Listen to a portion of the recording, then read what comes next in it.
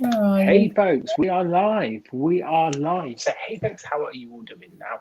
Today, I'm bringing you a 15-minute, 20-minute live stream with Linda Reynolds, who's going to be talking to you all about what's happening in the travel industry. There's so much information out there, and things are changing so quickly. I just thought it'd be easier to get Linda on so we can just have a chat and we can go from there. Now, I'm just going to really quickly before we start. Well, actually, Linda, while I'm faffing about with the banner and all that kind of stuff, do you want to say hello and introduce yourself to people who don't know who you are? Thanks, Gary. My name's Linda Reynolds. I'm a personal travel agent and I work in partnership with the Mid-Counties Co-op. And I've been in the industry over 32 years and I help you create your precious holiday memories, whether they're in the UK or abroad. So, for the last 18 months, I've been in the trenches, booking holidays, rearranging holidays, cancelling holidays, refunding holidays. And with the wonderful Mid-Counties Co-op, they've assisted me, the head office staff, and we've managed to look after all our clients and make sure they're refunded and looked after. So thanks for having me, Gary. No, that's all good. And we've done a number of these, and every time I've done it, I've basically been blown away by what I thought I knew compared to what actually is happening. That's because it's changing so quickly. So if the people who are watching this wants to ask any questions or they're going anywhere and they just want to make sure, they just want to get latest advice, please put it in the comments any questions you have and anything you want to ask Linda. I'll answer them the best I can. If initially you have got any issues, always go to the person that you've booked it with first because they will know your full information. And obviously sometimes you can't advise without the correct information in front of you. But yeah, if anybody's got any issues, questions, I will gladly try and answer them. DM me, drop them in the link below, and I will get back to you as soon as I can. So I'm off on my own holidays to Ibiza on Sunday, so I'll have first-hand knowledge and experiences of how the whole procedure goes, with tests and what it's like to travel during this time. Yeah, because I can remember last time we spoke, you were saying about the testing procedure and about having to take a number of different tests at different points, which will first of all make the cost of the holiday more because you have to take tests, but then also you've got to factor in the time as well to be able to do it. Is that also the case? Do you still need to go through that kind of testing procedure? So you've got basically, if I explain, you've got a traffic light system, red, amber and green. The travel industry has tried to get the government to clarify it because they claim they put particular countries onto the green list based on the science and their rates. The rest of Europe have lower rates than the UK. So if anything, we are a higher risk going to a country. But because we give so much and we spend so much when we're on a holiday, and the likes of Spain and Greece, Italy, they like our pound basically, and it obviously keeps their tourism going, which in some countries we account for about 28-30% of it. So within those three realms, you've got the green. So on Thursday, the government put additional countries onto the green list. So initially we had like a DAF list, which included Tristan da Cunha and the Falkland Islands, but we now have some extra countries added on. So as from Thursday, they added on Malta, Barbados, Antigua, Gibraltar was already on there, Iceland was already on there, and Jersey was on there. But the big favourite of the UK market is the Balearic Islands, which covers Formentera, Ibiza, Menorca and Mallorca. So we can now travel to those. Now, each of the islands has a slightly different sync to it. So, for example, I'm going to Ibiza on Sunday. They're not asking me to prove that I'm vaccinated. They're not even asking me for a PCR test. But the rules for when I return to the UK mean within 72 hours, I need to take a PCR test locally, pay for it locally, and have the correct documentation so that I can re-enter the UK. As it's on a green list, I don't have to quarantine. And on day 2, I have to take a test. Now, to re-enter the UK, you must prove that you've already prepaid for your day 2 test. If you're travelling on an amber list, they ask for you to take a test 72 hours before you come back into the UK, day 2 and day 8, and they ask you to quarantine. And that's the difference between like the amber and green. And the red, if you come in off a red, you're asked to quarantine in a hotel, pre-book that hotel, food, and you're literally held in that hotel for 10 days and tested 3 times, which costs about £1,750. So people who, for example, who were in Tunisia on Thursday, that got moved to the red list. And if you didn't get back by, I think, the 30th of June this week, you would have to then book a red hotel, a quarantine hotel, and pay £1,750. So if you're sitting in a country and not sure what's going on, you need to look at the dates, you need to look at the updates on the government website, and the same for the country that you're going to. So it can get quite complex. So how often do these lists get updated? How often should people be checking these? Because if you're on holiday, you need to kind of know when it's going to be. And if not, you're just checking every day without having a I would say check every day. I would say check every day because things can change. So within the UK, we used to know that every evening at 5 o'clock, the government would come on and give us updates with regards to COVID. And obviously that is now quite willy-nilly. We're not quite sure when it's going to happen because obviously the government have got other things on their minds, as we know. I won't say the Matt Hancock word, but I've said it anyhow. So there's other things going on. But we are led to believe every 3 weeks. We were initially told, the Global Travel Task Force were told this was going to be the procedure, but the government have changed it. We're expecting another update around about between the 14th and 21st of July. Now, as a country, we have our updates, but you have to remember the country you're visiting, they have their updates and changes as well. Yeah. So you have to marry the two together. So a really good website to go on, and I'll drop the link later, is the EU with all the EU countries in, and it gives you the updates, what the curfews are, what times, certain things are open, whether you can go out, whether they want you to wear masks, how many people they can have inside their restaurants, things like that. So I'll drop the EU link, and that covers all the EU countries. However, because we're not in the EU now, we don't get the links and the updates on that. So we're classed as rest of the world. So if you're looking at anything, don't forget, as much as we're in the EU, we're not anymore. So you need to look at the rest of the world updates on any of these websites. So, for example, I'm going to Ibiza on Sunday. I have looked at the UK website, and that tells me I need to have a PCR test on the return within 72 hours and day 2. So I've adhered to that. I need to complete a passenger locator form within 48 hours of my return.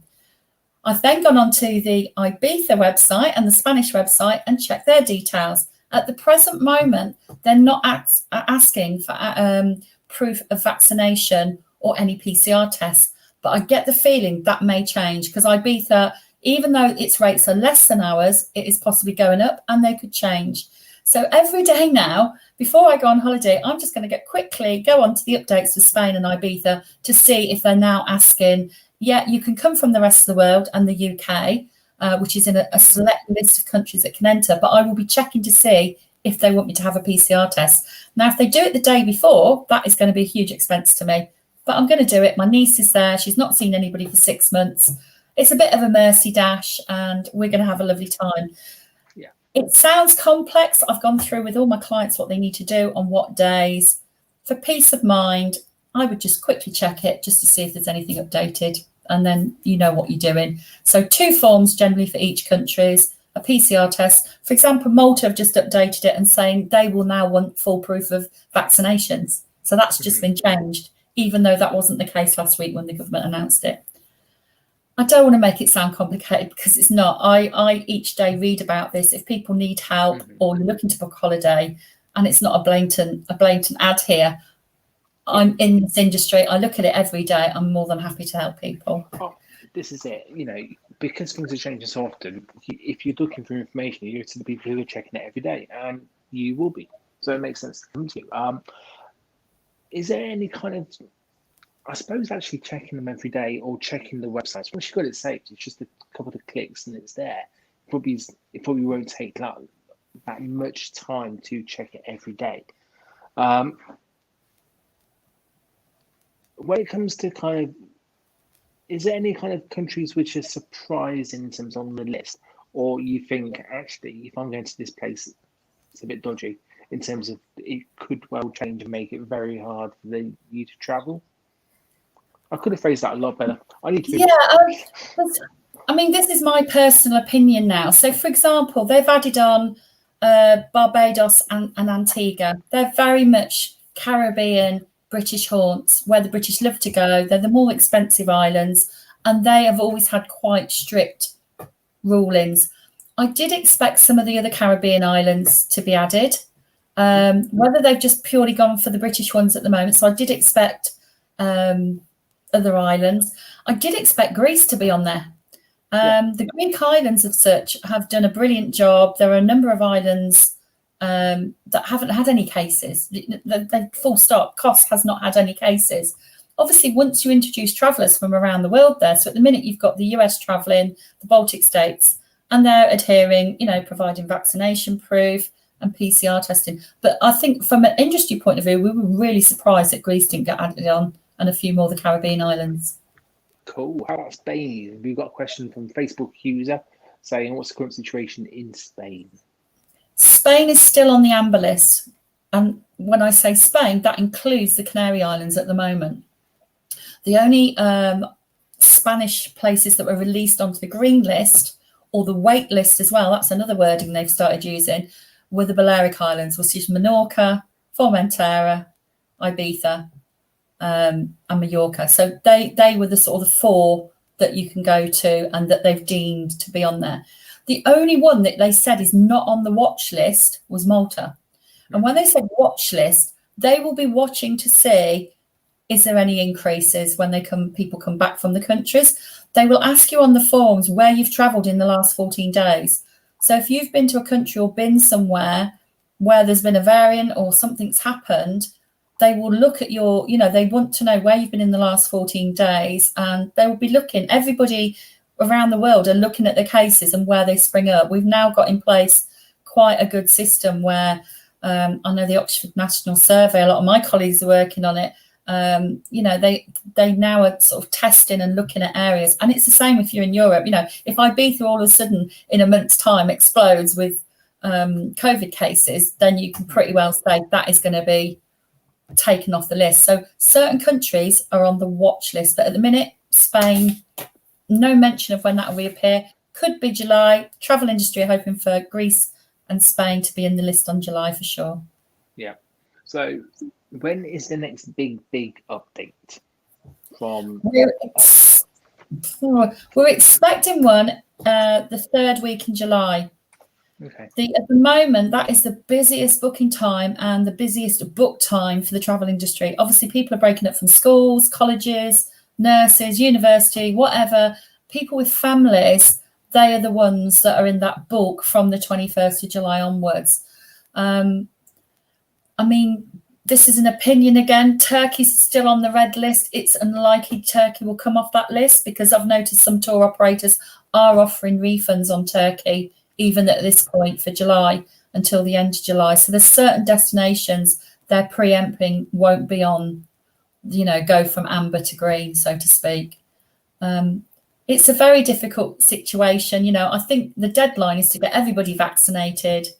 We've got this deadline to be reviewed in July when apparently we're all going to come out and whip our masks off and have a marvellous time. But I think we're going very, very slowly. And as much as I've said, check the websites every day, I don't mean for the next 9 months if you've booked a holiday in 9 months' time. I mean if you're travelling the week before, just to get an inclination if anything changes. Yeah, that's cool. So you mentioned about these links. I would love to see them in the comments. So please. And if you've got any other questions, Linda, pop them in the comments. If I don't pick them up, she'll pick them up by and I think we should call it a day now. But let's have a catch up again. Just another 10-15 minutes. In a few months, things will change massively in that time. 3 weeks time. Let's go 3 weeks. 4 weeks. We have a look in about 3 weeks when any more changes come through, and we can update people. But tell us about the Grow Show. You've got a great thing going on in September. What's that? Oh, bless you. For the people who don't know, but they probably do know because they'll be watching it on the same channels. I'll be releasing the full lineup for the Grow Show, Grow Live even, on Thursday. So Thursday at 9 o'clock, I'm going to be going live with the full lineup for Grow Live. What I can say is there's 38 speakers over the 3 days, and that breaks down to around 10 or 11 keynote sessions, 9 workshops, and loads of people taking part in questions and answer sessions. So it's going to be fab. It's going to be fab. That sounds amazing. So similar to what we do. And can people dip in and out of that, or they can book, or how do they go about doing it? They can. And do you know what? The easiest way for me to tell you about Grow Live is join me on my live on Thursday.